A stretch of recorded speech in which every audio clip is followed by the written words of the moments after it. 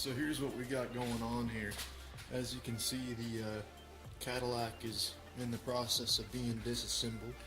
Got the fascia off, took the wheels off, got radiator and stuff out of the way. Let's get some light here. And then for those in the know, this is actually getting new parts, and they are this supercharger kit here. So this is the RMCR Paxton Novi 1500 supercharger kit. I think it's like 1200 CFM on this thing, and I plan on running it about 7 pounds of boost, but this is pretty much the complete kit. And right now I believe it's 1 out of 1 manufactured. I actually bought this used through a friend of a friend. Extremely lucky to have this. Pretty much like fully ready to rock. I got this tile, or teal, however you want to say it, blow off valve, complete bracketry, you know, all the silicone couplings, tubing, nuts and bolts. The only thing I had to buy was this guy. I actually have an oil-fed Novi 1500 unit. I was kind of nervous about that. However, researching it, it doesn't look like that big a deal. So I had to get this little provision here. This is for the oil feed line here. And this guy, this is for the drain back line that goes back into the pan.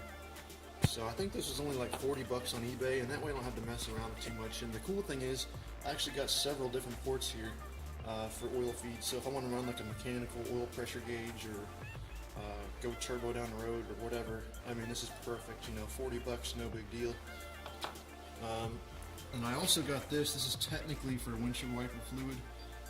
Obviously it's a meth bottle, and this is going to be fun trying to figure out how I fit my windshield wiper hoses into this thing, because it actually has like a little snap ring.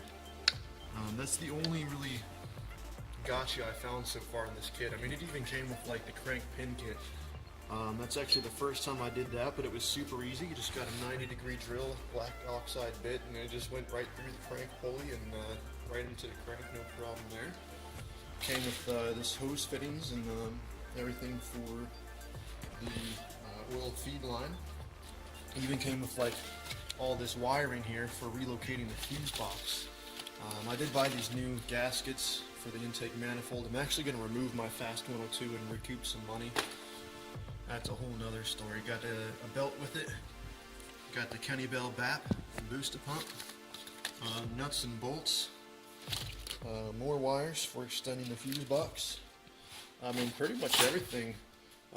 Even a filter, and I'm definitely forgetting some stuff, but that's basically what is getting thrown on. And you can see here I got the parts pile of stuff that's been ripped off. I mean, we're not too deep into it. Pulled the math off, the tensioner, belts, intake. That is for sale, by the way, if you want it. So if you want this nice little 4-inch custom intake, dyno tested it for 10 to the wheels. It is available.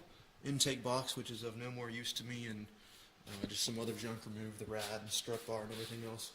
But pretty excited to get this going.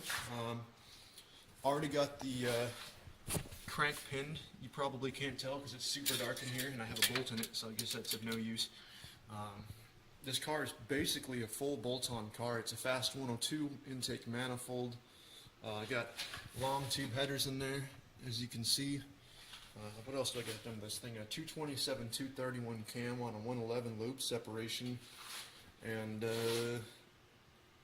oh, and then I got a ported throttle body, which looks super nice. So, and then I had the intake, but that's pretty much irrelevant at this rate. It's getting pulled off. So, pretty much that's what's going on engine-wise in this car. And you can see we're getting ready to disconnect this fuse box altogether, and it is getting relocated like way underneath here. Now, supposedly you only extend a few wires, they're power wires. Don't quote me on this because I haven't done it yet, but I think you extend these 2 wires here, the power wires, and there's one more big Mahamba Jamba here. I think we'll have to extend that guy too.